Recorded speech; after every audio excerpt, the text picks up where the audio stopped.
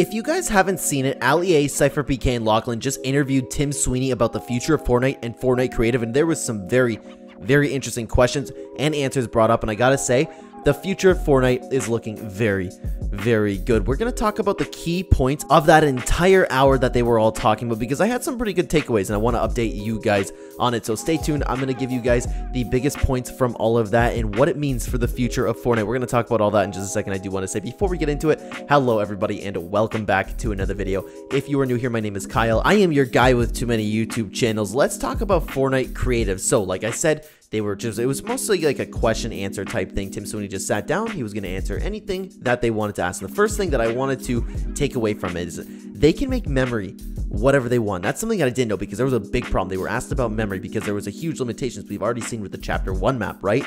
The limitation of memory was a problem, and it was a problem in Creative 1.0. Is this something that they will change in the future? And they're looking for ways to change it. But the thing that I didn't know was they can make memory whatever they want. It doesn't matter. I didn't know what I was thinking. I was thinking that it was had something to do with, I don't know, like cloud storage. Maybe that was chalking it up to that. But all that it is they don't want people waiting to load into a game. The more memory that they have, the longer it will take to load into a game. For example, something that Tim Sweeney did emphasize is they really want people to just browse through games and then get into a game in less than 60 seconds. They were very specific about that. They want less than 60 seconds, and that is the entire reason why memory is a thing, because then it could take 2-3 minutes, and if you even just uncapped it, it would take 10-20 minutes for something to load into. I wouldn't mind that personally, and the whole reason for them is to just have people load into a game quicker. Why not just have whatever memory that you want and have it in other sections? Have other things where you can download if you really want to. If you're scrolling through Discovery, you have all these pages of just regular games like it is right now, but you could what if you could dive into another section for people that are willing to wait? Just make it known that if you click on this section, this is stuff that you'll have to wait for to load. I don't understand. That's all the memory is? I didn't know about that. That's crazy to me.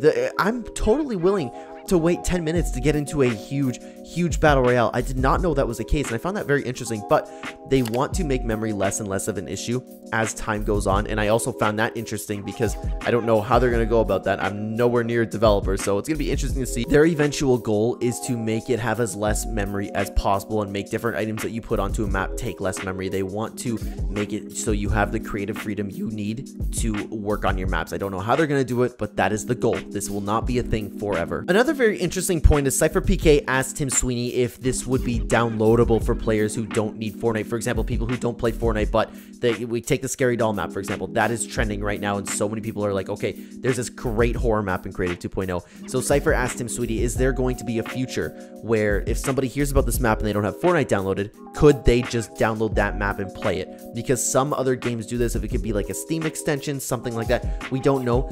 Tim Sweeney was a little bit iffy on answering this question, but eventually, yes. Essentially, the answer is yes. We will get to that. We are going to get to that as much as possible, because what they're working on as well is making the entire size of Fortnite as small as it can be, and they're in progress of working on that right now.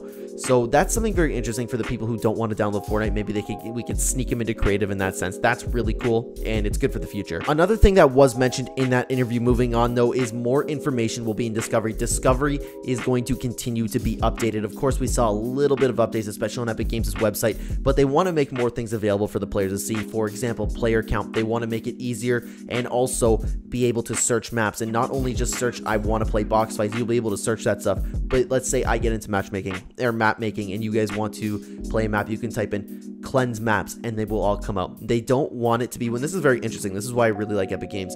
They don't want Discovery to be what Epic wants you to see.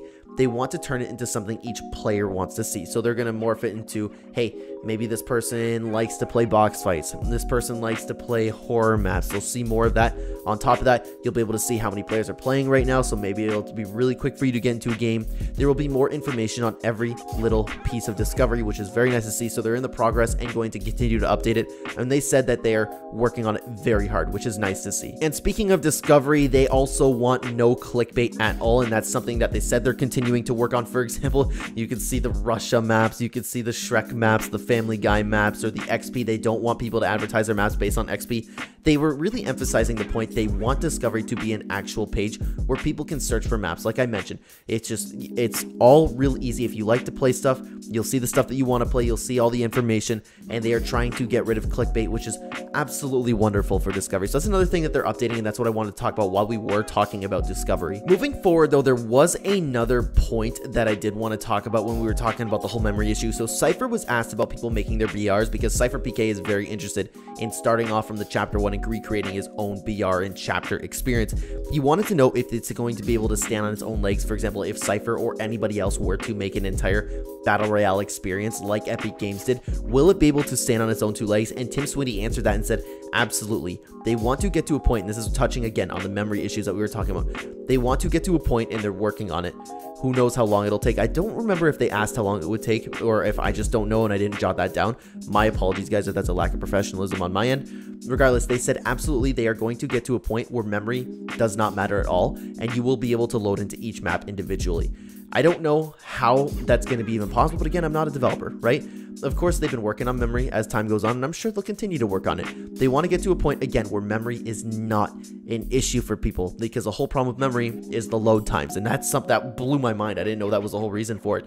But yes, so they said absolutely, if somebody wanted to create their own Battle Royale experience, their own chapter experience, their own live events, they will be able to in time. The next big takeaway, and you guys probably already know about this, so we're not going to talk about it for a long time because it's been all over the internet, is chapter 1 creation and copyright. Chapter 1, you guys are able to make it. Players will be able to make chapter 1. They want it to be a special exception, but if you want to make something Epic Games has already made, for example, chapter 2 or chapter 3, and most likely even chapter 4, that is not allowed. That's Epic's copyright. You cannot make anything that infringes on copyright. That includes other IPs like people putting Shrek in their map, people putting Mario in the map. That is not allowed, and you're also not allowed to use Epic Games' property, but you can use the chapter 1 map. That is a special exception. So people were disappointed by that, but I understand where they were coming from. They explained it very, very well. Essentially, they want to promote creators making their own experiences without infringing on any copyright. Now, moving on, this is the most important part of the video, in my opinion. They were asked do they have an end goal for Battle Royale, and eventually, so what they asked them, okay, they were like, okay, is Battle Royale going to come to an end? Because they were very adamant in Creative 2.0 being the future of Fortnite. And this is what I love. They laughed at the idea of the question, and all they said was, why would it have an end? It's a whole different team, first of all, and they're going to keep recreating their stuff. They want Battle Royale and Creative to both exist and have both options for players to be there, because at the end of the day, there's still a good chunk of the player base still playing Battle Royale, if not the majority. I believe it's 60%. Don't quote me on that. Regardless, it was so nice to hear that they didn't dance around the question, or they weren't just making something up. They laughed at it. They laughed at the question. So something that I was really worried about was Battle Royale being overshadowed by Creative 2.0, making that Epic's complete focus, because again, they want it to be the future, right? That was so nice to hear. That was so nice to hear. They laughed and said, why would it end? I'm so excited for the future of Fortnite, guys. Creative 2.0 and Battle Royale coexisting together is going to be absolutely fantastic. Got a few more things for you here, though. They were asked about paid experiences, for example, if you want to talk about Roblox, and they did say that they want more creators and have more ways for creators to make money, but something they never want to do is turn a game, and they didn't say Roblox, but the other creators did, is turn something into Roblox where it is pay to win. They don't know if they're going to get into people having players pay for their own maps. Like people were talking about, what if I wanted to create my own battle pass?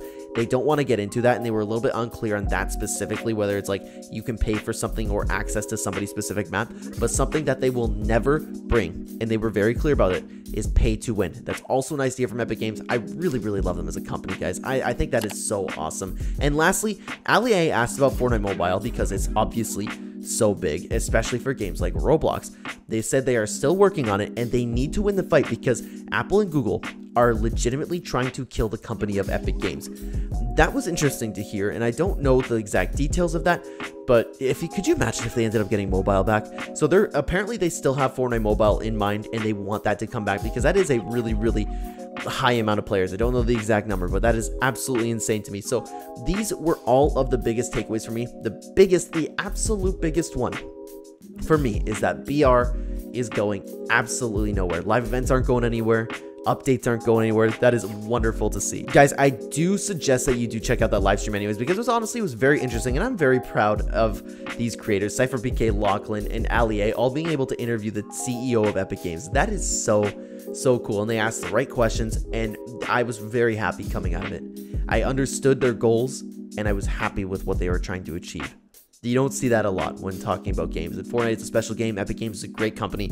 I am totally behind them. The future is very bright for both Battle Royale and Creative, and I'm so happy about Battle Royale. Let me know what you thought of everything, guys. And if you watch an entire stream, let me know if there's anything important that you believe that I missed and didn't talk about, because update the comments. Let's talk about down below. Were you worried about Battle Royale? Let me know what you think about everything that we talked about today, and thank you so much for watching this video. If you are new here and enjoy the content, subscribe, hit that like button, and check out these fantastic videos I have for you on screen right now. They're probably about Creative 2.0, but I don't know for sure. Click on them if you haven't seen them. They're great videos. Thank you so much for watching, everybody. Take care.